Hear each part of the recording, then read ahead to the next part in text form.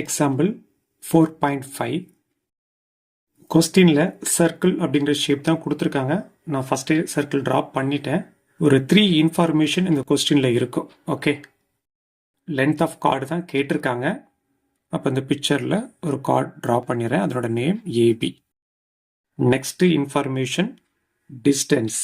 எங்கே இருந்துன்னா சென்டரில் இருந்து அந்த கார்டுக்குள்ள டிஸ்டன்ஸ் 2√11 சென்டிமீட்டர். அப்போ சென்டர்லேருந்து அந்த கார்டுக்கு ஒரு பெர்பெண்டிகுலர் லைன் ட்ரா பண்ணிருங்க. அதனுடைய வேல்யூ தான் 2√11. Okay, next radius. சர்க்கிளோட ரேடியஸ் வந்து 12 சென்டிமீட்டர். ஓஏ இதுதான் ரேடியஸ், அதனோட வேல்யூ 12.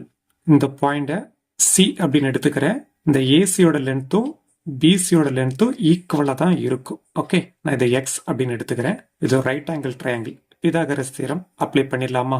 90 டிகிரிக்கு ஆப்போசிட்டாக இருக்கிறது 12. அதுதான் ஹைப்போடெனஸோட வேல்யூ. அங்கேருந்து ஸ்டார்ட் பண்ணுறேன்.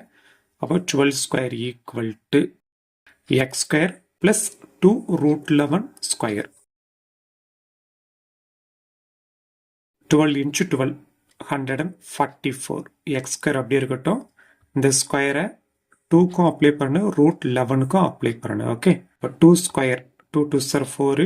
√11க்கு அப்ளை பண்ணும்போது அந்த ஸ்கொயரும் அந்த ரூட்டும் கட் ஆயிரும். அப்போ 11 மட்டும் கண்டினியூ ஆகும். ஓகே, 144. 4ஐயும் 11ஐயும் மல்டிப்ளை பண்ணுங்க, ப்ளஸ் 44.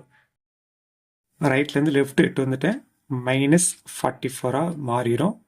அப்போ right hand side X square மட்டும் தான் இருக்கும். ஓகே, இப்போ இதை செப்பரேட் பண்ணால் 100 ஈக்குவல் டு எக்ஸ் ஸ்கொயர். இப்போ இந்த ஸ்கொயர் இங்கே வரும்போது ஸ்கொயர் ரூட்டாக கன்வெர்ட் ஆயிரும். ஓகே, ஸ்கொயர் ரூட் ஆஃப் 100 அதனோட வேல்யூ 10. பட் கேட்டது லென்த் ஆஃப் கார்டு. ஓகேவா, நம்ம பாதி தான் ஃபைண்ட் அவுட் பண்ணியிருக்கிறோம். அப்போ ரிமைனிங்கும் 10 தான் வரும்.